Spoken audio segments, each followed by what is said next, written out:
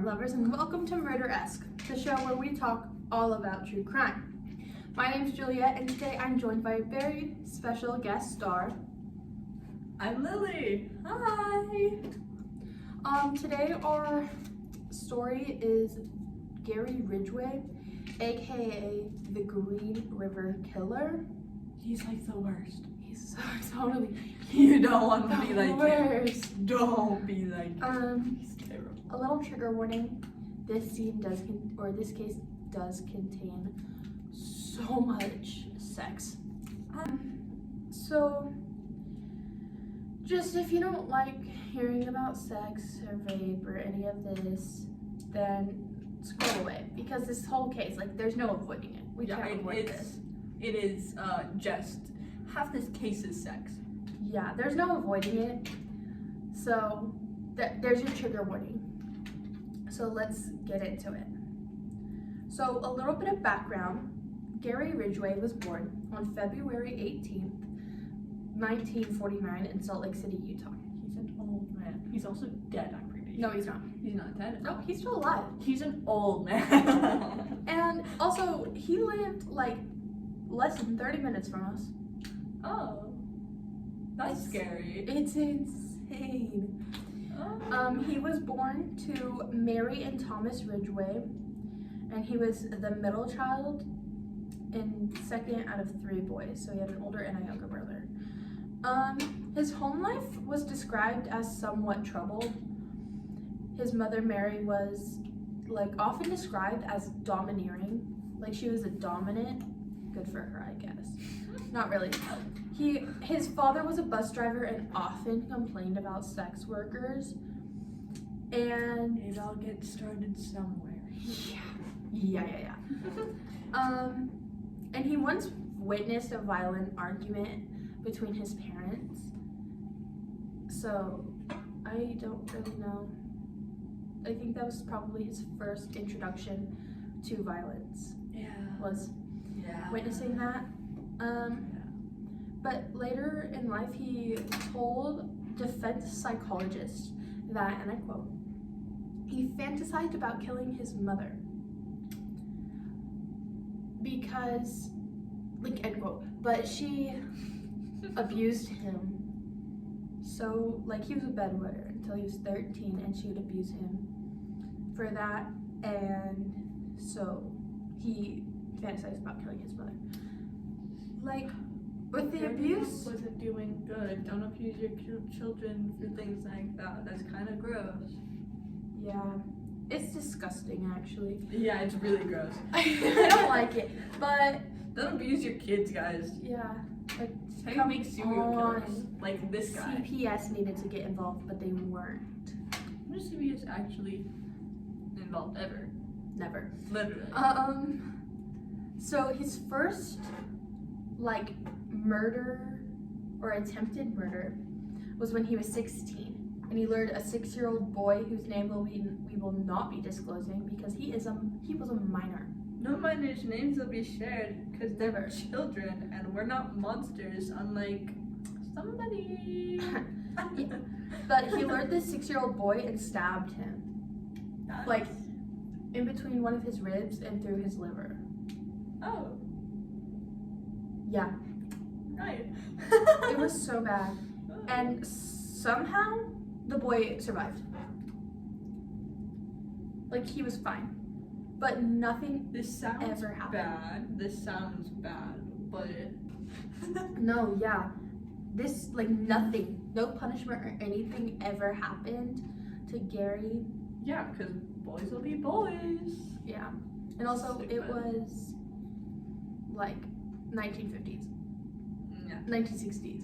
Yeah. Boys will be Yeah. boys. Which is So- stupid. So he graduated high school from, I can't say it, Tyee, Thai High School. I think so, yeah, maybe. Thai High School in 1969 when he was 19 years old. And he was not 19. Sorry guys, my bad. He married his 19-year-old high school sweetheart, Claudia Craig. 1969. He was born in was 20 when he graduated high school. Well, he was said to have an IQ in the low 80s. He's a little bit, he's not the brightest. No, he's not. So, after marrying Claudia, Gary joined the U.S. Navy and was sent to Vietnam. And he was serving on supply ships, and it said he saw combat, but we don't know. Like, it doesn't say what kind of combat he saw, just that he saw it. But while in the military, he had frequent sexual encounters. Lots of it. Like, lots of sexual He was encounters. a bit, Of how many sexual encounters he had, he shockingly contracted gonorrhea. and then he spread it everywhere. Yeah, it is said that he was really pissed and annoyed that he got gonorrhea, but even though that, he continued to have sex with no protection. Don't do that, guys. Don't do that. Let's just say, his marriage to Claudia ended within the year. They were married less than a year. They said bye-bye. She Claudia said, was like, No. no way. And then later he married a woman named Marcia Winslow. They were married for a while. They were. Wasn't it like 10 years? I think so. Yeah, it was in 1975 they divorced. But He was hardcore cheating. he was. He didn't even try to hide cheating on his, wives. He didn't try to hide it. He was a cheater. But he became religious during this marriage and really truly encouraged Marcia to follow the preachings of their pastor. And they were strict teachings too. They weren't just like, Oh wow. it's not just like Going go out. to church. No, it was like strict teachings. Having sex. Yeah. With sex worker. Yeah. And the fun thing is he was known to have he was known to become very emotional after sermons or reading his Bible. He would frequently break down in tears. But even though he was a religious man, Gary would continue to solicit the services of sex workers and wanted Marcia to have sex in public and inappropriate places. Which is gross. Yeah, and Bystanders cannot consent, guys, and consent is important. yes. And even he wanted to have sex even in areas where his victims' bodies were later discovered. Gross. He hadn't started killing yet. He had not. But this obviously was a very special place to him. But it's disgusting. Gross.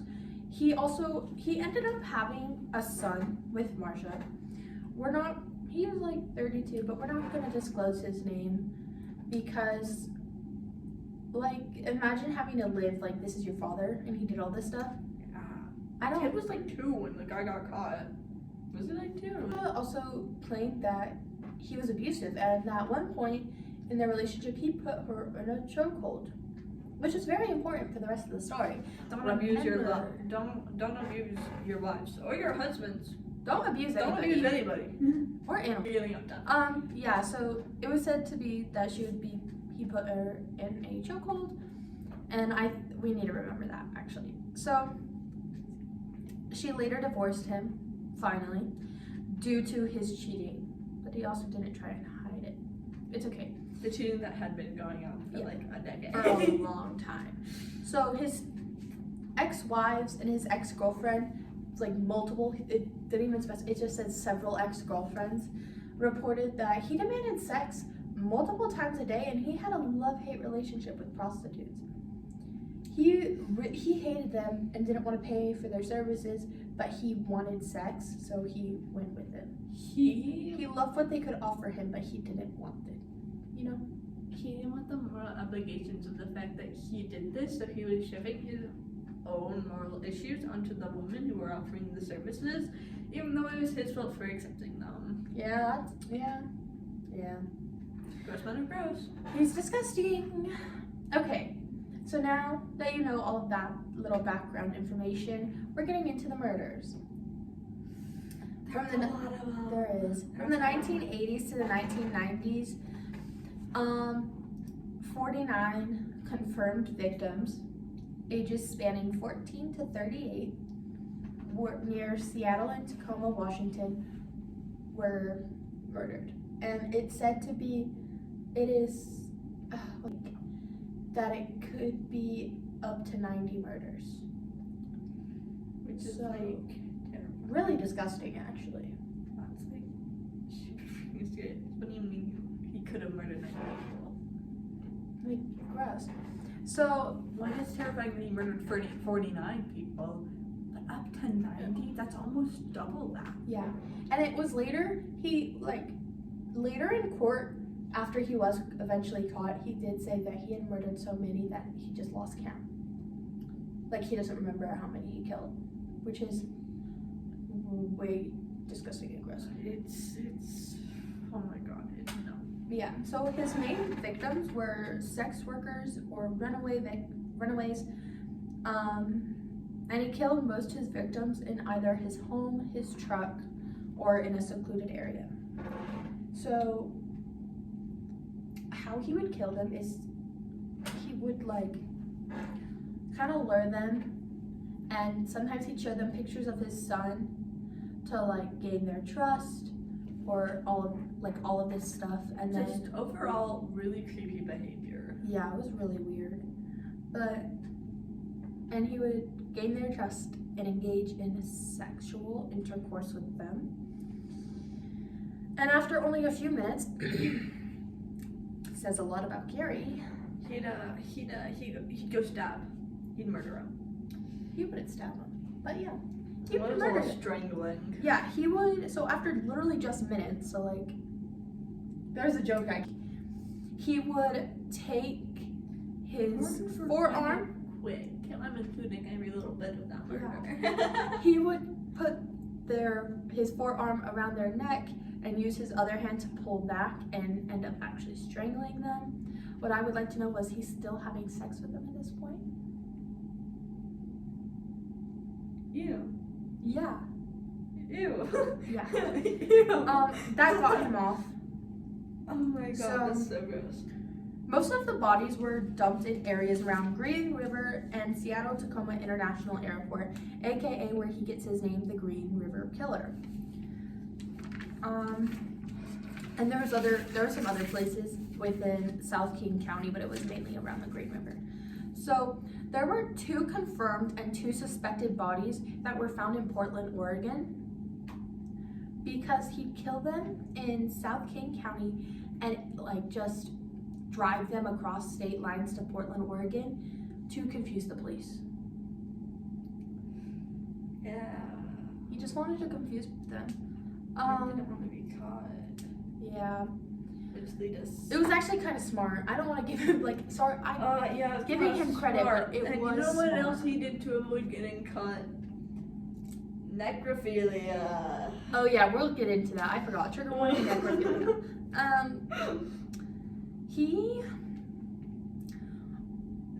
So the bodies were sometimes posed, and they were often found in clusters, and usually they were nude.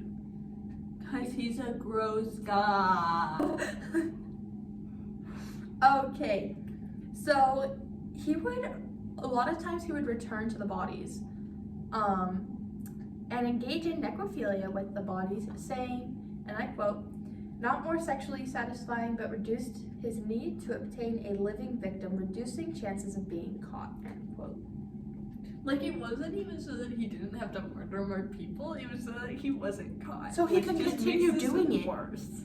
So it was just so he could continue, killing people.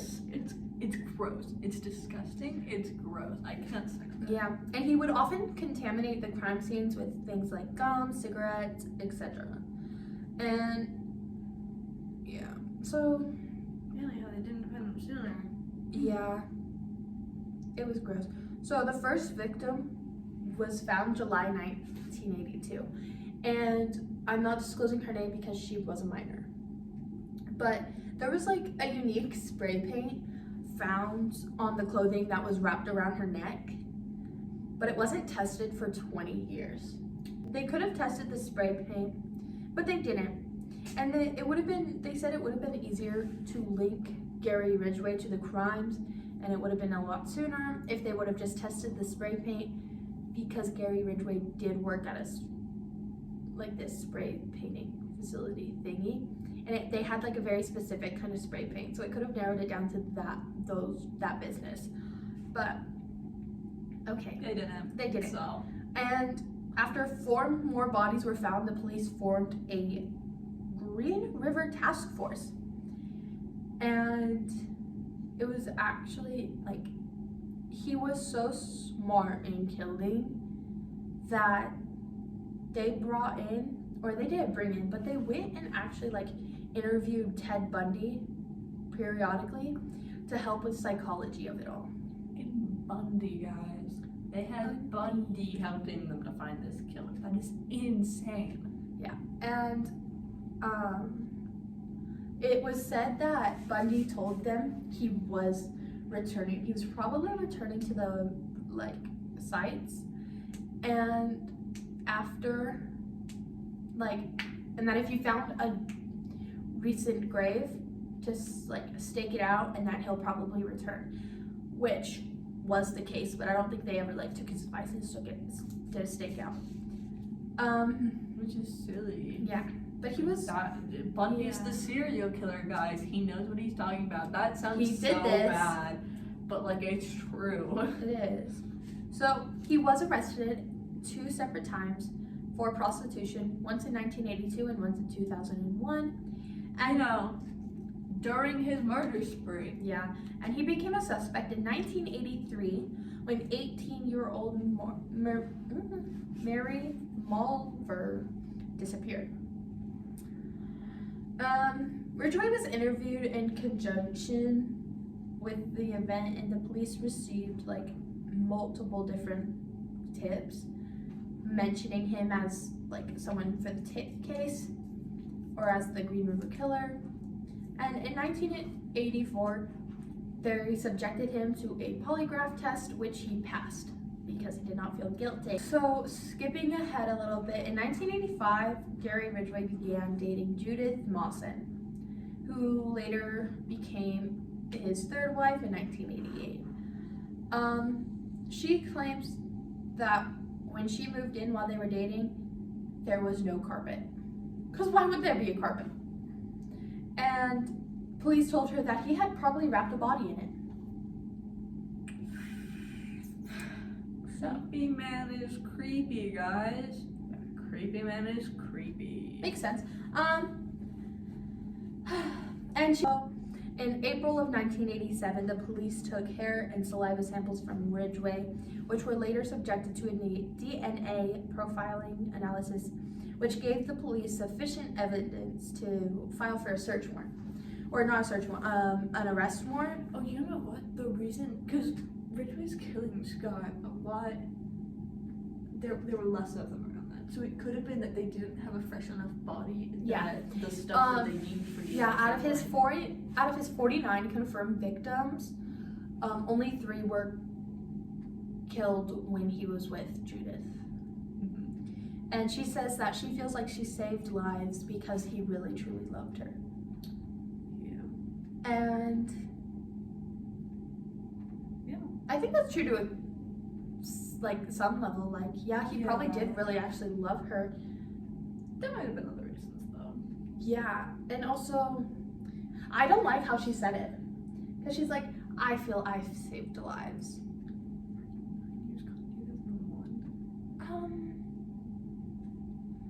Yeah, Okay. he was like 52 at the time he was arrested, so it is entirely plausible that the reason he stopped killing people when married to his 3rd wife is because he had erectile dysfunction, and so he didn't need sex anymore. Yeah. Just saying. It was entirely plausible. This is just a theory, guys. It's so possible. But it is plausible. Also, she's like, well, I've never heard. She said on like an interview, like she had never heard of the Green River killings. I'm like, how had you never heard of them until the police contacted her? Like, you'd have to hear about them at some point for something. Like, they were so publicized. Serial killers are always super publicized. There's no way you didn't know. Everything about her was kind of giving, like, she knew, and even if she didn't know it was her husband, she still had to have heard about them at some point. but we won't know. So he was arrested November 30th, 2001. So almost 20 years. And Judith divorced him in 2002. So he was up for the death sentence to be executed for his crimes. Because he murdered a whole lot of people. Yeah, so many people. But he accepted a plea deal saying that he would escape the death penalty in return for confessing and giving locations of the remains of some of his victims. Jeffrey Baird, the deputy prosecutor in this case, has stated that the names of 41 victims would not be subjected to State v. Ridgway if not for the plea agreement. So it was a good agreement. It was. It was definitely necessary. And also, I think death would have been way too easy for him. Yeah.